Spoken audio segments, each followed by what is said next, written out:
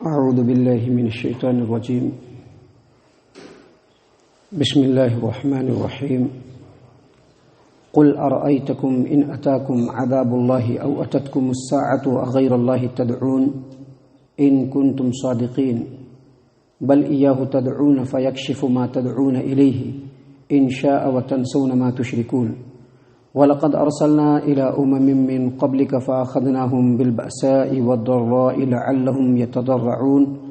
فَلَوْلَا إِذْ جَاءَهُمْ بَأْسُنَا تَضَرَّعُوا وَلَكِنْ قَسَتْ قُلُوبُهُمْ وَزَيَّنَ لَهُمُ الشَّيْطَانُ مَا كَانُوا يَعْمَلُونَ فَلَمَّا نَسُوا مَا ذُكِّرُوا بِهِ فَتَحْنَا عَلَيْهِمْ أَبْوَابَ كُلِّ شَيْءٍ حَتَّىٰ إِذَا فَرِحُوا بِمَا أُوتُوا أَخَذْنَاهُمْ بَغْتَةً فَإِذَا هُمْ مُبْلِسُونَ فقطع دابر القوم الذين ظلموا والحمد للہ رب العالمین۔ محترم سامعین کرام، سورۃ الانعام سورہ نمبر 6 اور اسی سورت سے ابھی آپ کے سامنے آیت نمبر 40 سے لے کر 45 یعنی 40 نمبر کی آیت کریمہ سے لے کر 40 پر 5 نمبر کی آیت کریمہ تک آپ کے سامنے تلاوت کی گئی ہے۔ لگاتار مشرکین مکہ کی اصلاح کی جا رہی ہے، نبی اکرم صلی اللہ علیہ وسلم کے ذریعے سے انہی کو مخاطب کیا جا رہا ہے، اور ان کے اندر جو عقائد اور جو ان کے اندر جو برائیاں ہیں ان تمام کی نشاندہی کی جا رہی ہے،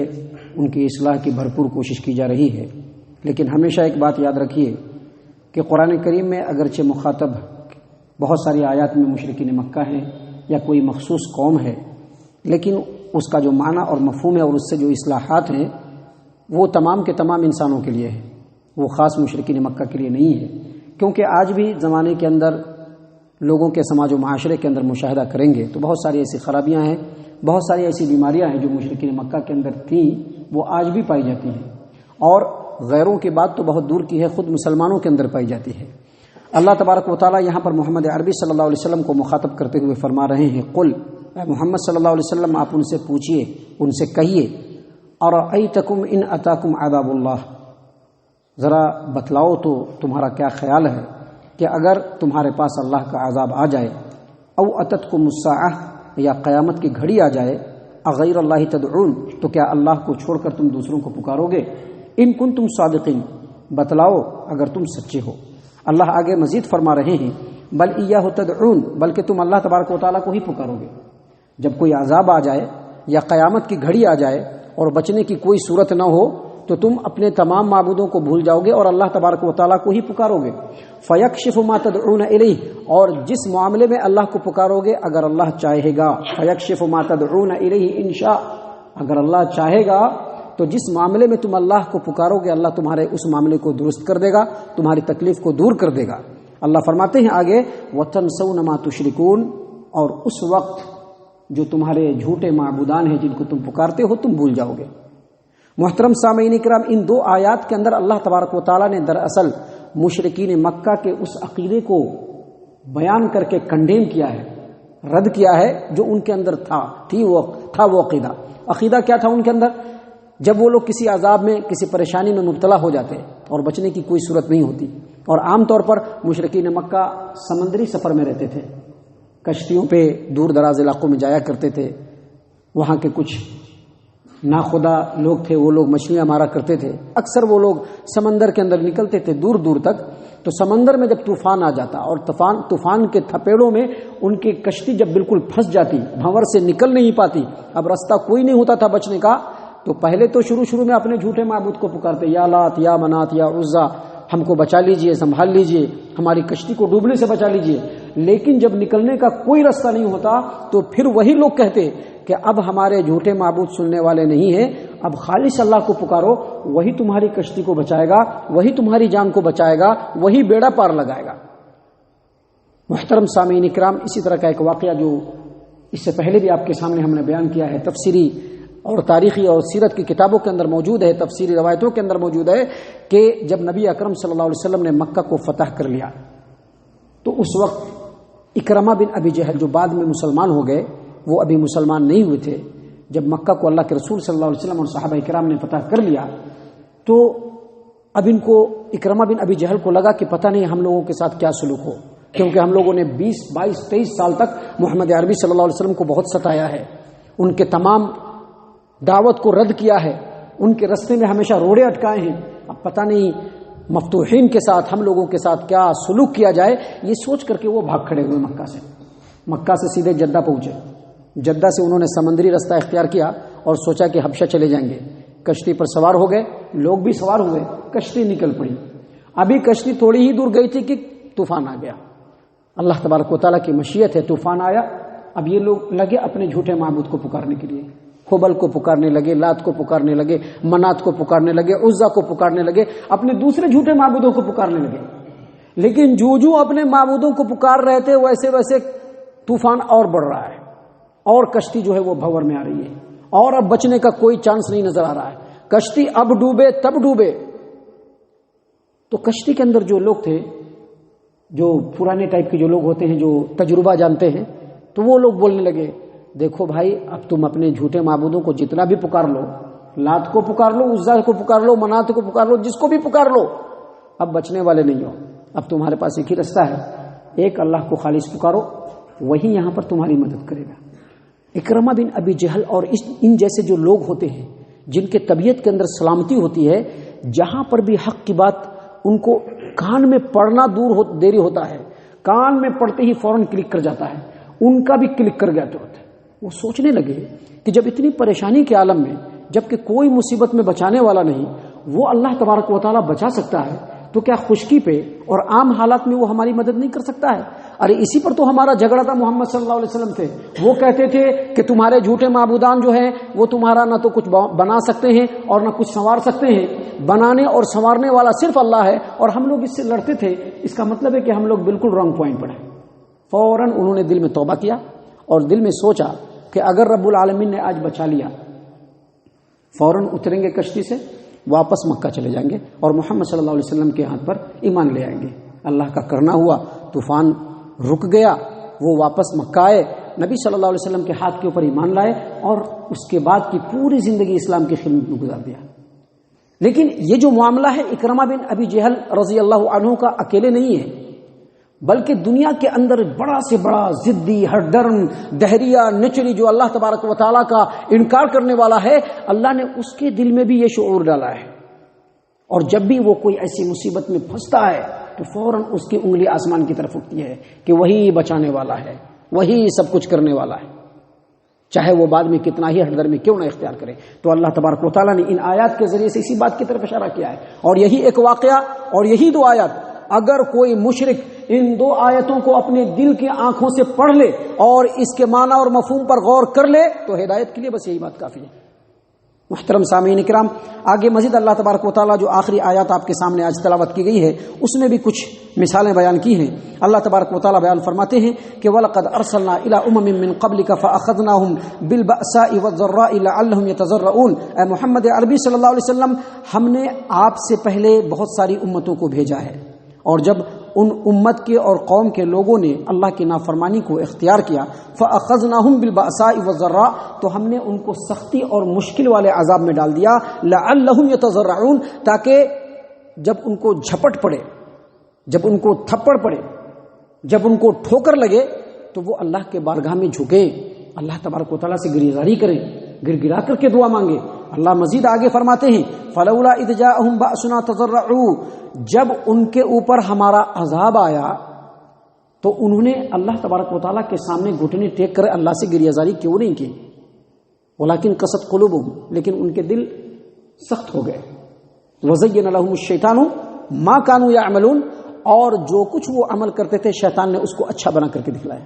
دیکھیے ان دو آیات کے اندر اس کی جو تفسیر ہے ہم انشاءاللہ اگلی آیت میں بتلائیں گے، لیکن یہاں پر سمجھنے کی بات یہ ہے کہ نبی صلی اللہ علیہ وسلم پر یہ آیت مشرکین مکہ کے زمانے میں نازل ہوئی، لیکن آج بھی یہ چیز ہمارے اندر پائی جاتی ہے کہ اللہ تبارک و تعالیٰ جب جب ٹھوکر لگاتے رہتا ہے ہم کو، لیکن ہم اللہ کے سامنے جھک کر کے گڑ گرانے کے لیے تیار نہیں ہوتے، بلکہ ہم یہ سمجھتے ہیں کہ چلو پریشانی تھی ٹھیک ہو جائے گا. لیکن نہیں، ایسا نہیں ہونا چاہیے. ہمارے زندگی کا ایک لمحہ بھی اللہ تبارک و تعالیٰ سے اپنے گناہوں کی معافی مانگتے ہوئے اگر چوک گئی تو وہ لمحہ ہمارا برباد ہے. ہمارے زندگی کا ایک گھنٹہ بھی ایسے ہی بیت گیا کہ ہم نے اپنے رب سے اپنے گناہوں کی معافی نہیں مانگی تو وہ گھنٹہ برباد ہے. ہمارا ایک دن بھی اگر رب العالمین سے اپنے گناہوں کی معافی مانگتے ہوئے نہیں گزری اور وہ دن ایسے ہی نکل گیا تو وہ دن ہمارا کمپلیٹلی برباد ہے۔ آپ کو معلوم ہوگا کہ ہمارے پیارے رسول صلی اللہ علیہ وسلم جن کو اللہ تبارک و تعالیٰ نے ان کے اگلے پچھلے تمام گناہوں کو معاف کر دیا تھا، ایک بار ایک بیٹھک میں جب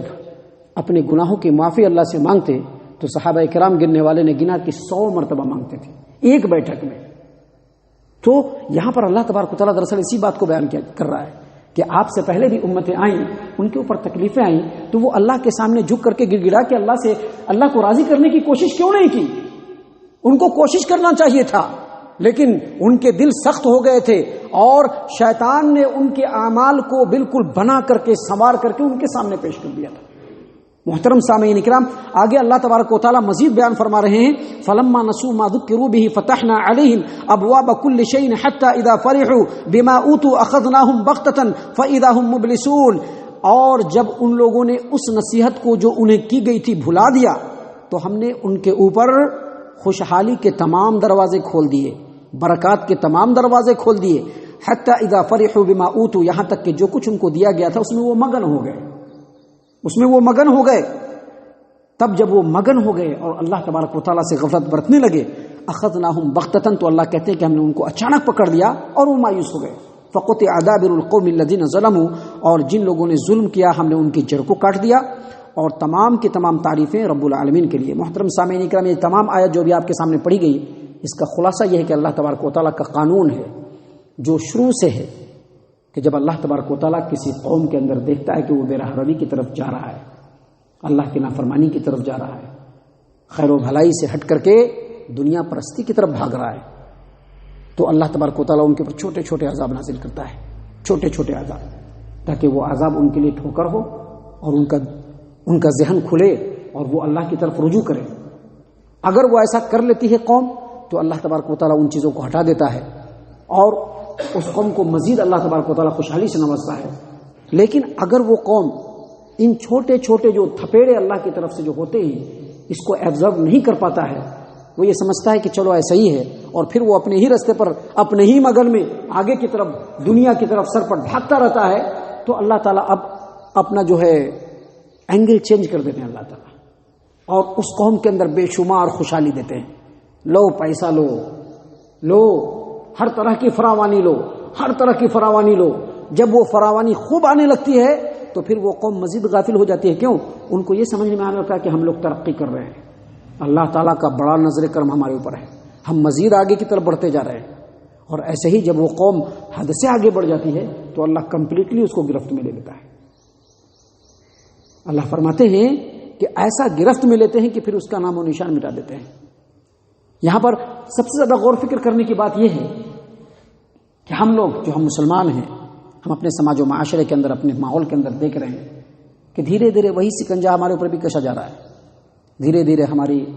ہر طرح کی جو معاملات ہیں وہ بالکل تنگی میں چلے جا رہے ہیں۔ اس کی وجہ کیا ہے؟ اس کی وجہ بس یہی ہے کہ پرٹیکولر آدمی سنگل میں ہر آدمی خوشحال دکھ رہا ہے، لیکن ہمارے جو اجتماعی معاملات ہیں وہ دھیرے دھیرے کھٹائی میں چلے جا رہے ہیں۔